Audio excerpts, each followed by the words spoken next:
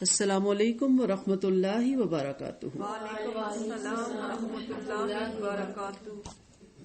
الحمدللہ رمضان کا مہینہ قریب ہے اور ہماری کوشش ہے کہ ہم رمضان کے آغاز سے پہلے روزوں کے بارے میں اور اس کے بعد زکوٰۃ کے بارے میں ضروری چیزیں مختصر سی صورت میں سیکھ لیں تاکہ ہمارے یہ روزے جو ان سے ہیں قرآن و سنت کے مطابق رکھے جائیں، ایسا نہ ہو کہ خدا نخواستہ ہمارے روزے صرف فاقے کے لائیں۔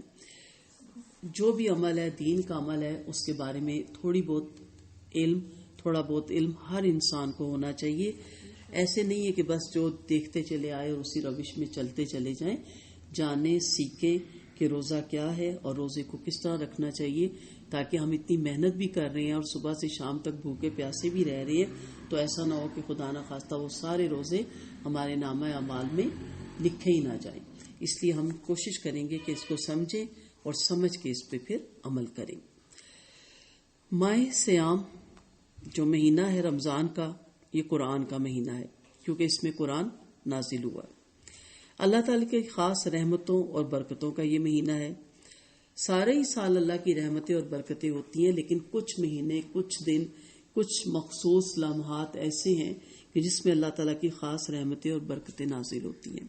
یہ بھی مسلمان کی ایک ایکسرسائز ہی ہوتی ہے کہ وہ ایک ہی روٹین میں چل رہا ہوتا ہے اور چلتے چلتے وہ اپنی روٹین میں اتنا عادی ہو جاتا ہے کہ اس کی لذت ختم ہونا شروع ہو جاتی ہے، تو پھر اچانک ایسا مہینہ یا ایسا دن یا ایسے لمحات آتے ہیں کہ انسان دوبارہ سے لگتا ہے جیسے تازہ دم ہو گیا ہے اور دوبارہ سے ایکٹیو ہو جاتا ہے، اور اس طرح اس کے اندر دوبارہ ایک تھرل پیدا ہوتی ہے قرآن و سنت کے مطابق زندگی گزارنے کی۔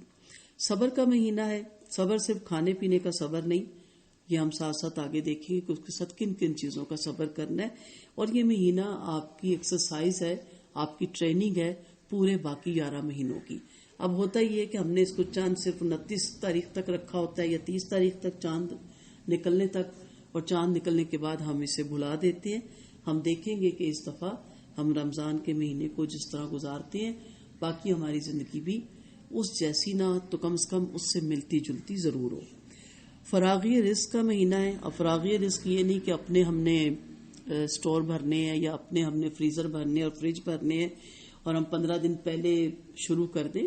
ضرور کریں، اتنا ضرور کریں کہ جتنا گھر کی تمام فیملی کے لیے ضروری ہوتا ہے۔ فراغی رزق سے مراد ہے کہ دوسروں کو اس رزق میں شامل کریں، اور وہ بھی میں یہ کہوں گی کہ عام دنوں میں بھی انسان صدقہ خیرات کرتا رہتا ہے، لیکن اس مہینے میں جب سنتا ہے کہ اس کا اجر کتنا زیادہ اللہ نے کر دیا ہے، اور ہمارے نبی کریم صلی اللہ علیہ وسلم اس مہینے میں ہواؤں سے بھی زیادہ سخی ہو جاتے تھے، ایک روایت ہمیں ملتی ہے، یعنی ان کا اتنا دل چاہتا تھا سخاوت کرنے کا، تو پھر انسان کو اس میں دوسرے اپنے جیسے انسانوں کو بھی شریک کرنا ہے۔ ایک دوسرے کے ساتھ خیر خواہی کا مہینہ ہے، اور سب سے بڑی بات ہے جنت میں داخل ہونے اور جہنم سے آزادی حاصل کرنے کا مہینہ ہے۔ تو ایک پھر شارٹ کو کہہ لیں کورس آ گیا، ایک شارٹ کٹ راستہ آ گیا کہ آپ بھٹکے ہوئے تھے، ہم لوگ بے فکر زندگی گزار رہے تھے، غفلت کی زندگی، اور اللہ نے ہمیں پھر ایک رمضان دیا کہ جس میں ہم دوبارہ توبہ کر کے اور دوبارہ اپنے آپ کو پاک صاف کر سکتے ہیں، اور جنت میں دخول کے لیے ہم محنت کر سکتے ہیں اور جہنم سے آزادی حاصل کر سکتے ہیں۔ رمضان کا جو مہینہ ہوتا ہے ساری دنیا کے مسلمانوں کے لیے ذکر و فکر، تسبیح، تلاوت اور نوافل، صدقہ اور خیرات، گویا ہر قسم کی عبادت کا ایک عالمی موسم بہار ہوتا ہے، جس سے دنیا کا ہر مسلمان اپنے اپنے ایمان اور تقوی کے مطابق حصہ پار کر دل کو سکون اور آنکھوں کو ٹھنڈک مہیا کر سکتا ہے۔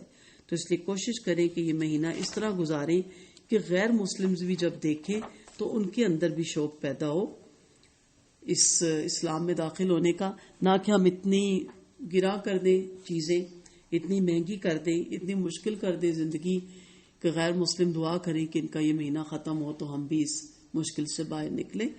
تو ہم نے اپنی عبادت کو دوسروں کے لیے مشکل اتنا بنا دیا کہ لوگ دین کی طرف نہیں آتے۔ اگر اتنی خیر خواہی کی جائے اور اتنی فراغی رزق کی جائے اور اتنا اخلاق اچھا کیا جائے اور صبر کیا جائے تو میرے خیال میں ہر غیر مسلم اسلام میں داخل ہونے کی خواہش کرے گا۔ عبادت کے یہ سارے اہتمام، یہ ساری غرض و غایت اور مقصد کیا ہونا چاہیے؟ اللہ تعالیٰ نے قرآن مجید میں خود اس کی وضاحت فرما دی۔ اے لوگو جو ایمان لائے ہو، تم پر روزے اسی طرح فرض کیے گئے جس طرح تم سے پہلی امتوں پہ فرض کیے گئے. کیوں؟ تاکہ تم متقی ہو جاؤ. متقی، تقی اس کا روٹ ہے. تقوی اختیار کرنا بھی ہم اسے کہتے ہیں. اپنے گناہوں کی جواب دہی کے لیے اپنے رب کے سامنے کھڑے ہونے سے ڈرنا کہ میرا رب مجھ سے سوال کرے گا، حساب لے گا، تو میں کیا جواب دوں گا اپنے ان اعمال کا. تو یہ اس لیے رکھے جاتے ہیں کہ اس ایک مہینے کی ایکسرسائز میں آپ پورے سال بھی اسی طرح گزاریں. رسول کریم صلی اللہ علیہ وسلم نے بھی روزے کا مقصد بیان کرتے ہوئے فرمایا، روزہ گناہوں سے بچنے کے لیے ڈھال ہے. روزہ دار فحش باتوں اور کوئی بیہودہ کام نہ کرے. اگر کوئی شخص گالی گلوچ اور لڑائی جھگڑے پر اتر آئے تو صرف اتنا کہہ دے میں روزے سے ہوں. بخاری کی روایت ہے.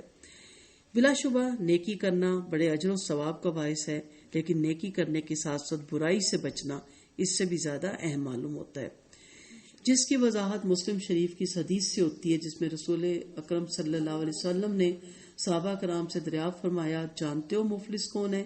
صحابہ کرام نے عرض کیا، جس کے پاس درہم اور دینار نہ ہو وہ مفلس ہوتا ہے. آپ صلی اللہ علیہ وسلم نے ارشاد فرمایا، میری امت کا مفلس وہ ہے جو قیامت کے روز نماز، روزہ اور زکوٰۃ جیسے اعمال لے کر آئے گا، لیکن کسی کو گالی دی ہوگی، کسی پہ تہمت لگائی ہوگی، کسی کا مال کھایا ہوگا، کسی کو قتل کیا ہوگا. چنانچہ اس کی نیکیاں مظلوموں میں تقسیم کر دی جائیں گی. اگر نیکیاں ختم ہو گئی تو مظلوموں کے گناہ اس کے نامہ اعمال میں ڈال دیے جائیں گے، حتیٰ کہ اسے دوزخ میں ڈال دیا جائے گا. اس حدیث پاک سے یہ اندازہ لگانا مشکل نہیں ہے کہ برائیاں خواہ چھوٹی ہوں یا بڑی، ان سے بچنا کتنا ضروری ہے. رمضان المبارک کا مہینہ اس لحاظ سے بہت اہمیت کا حامل ہے کہ اس کی غرض و غایت ہی گناہوں سے بچنے کی تربیت کرنا ہے. اس مقصد کے حصول کے لیے شیاطین کو بند کر دیا جاتا ہے، زنجیروں میں جکڑ دیا جاتا ہے، تاکہ جو شخص گناہوں سے رکنا اور بچنا چاہتا ہو اسے کوئی رکاوٹ محسوس نہ ہو. حقیقت یہ ہے کہ رحمتوں اور برکتوں کے اس مقدس مہینے میں تھوڑی سی کوشش اور ارادہ کرنے سے ہر آدمی کی طبیعت نیکی کی طرف راغب اور گناہوں سے بچنے پر آمادہ ہو جاتی ہے.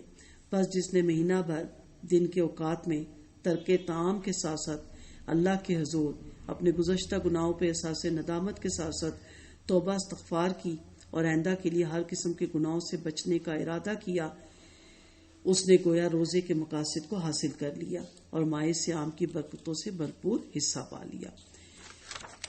ابھی سے پلاننگ کرنی چاہیے، کوشش کرنی چاہیے کہ تھوڑا بہت جمع کرنا اپنی استطاعت کے مطابق.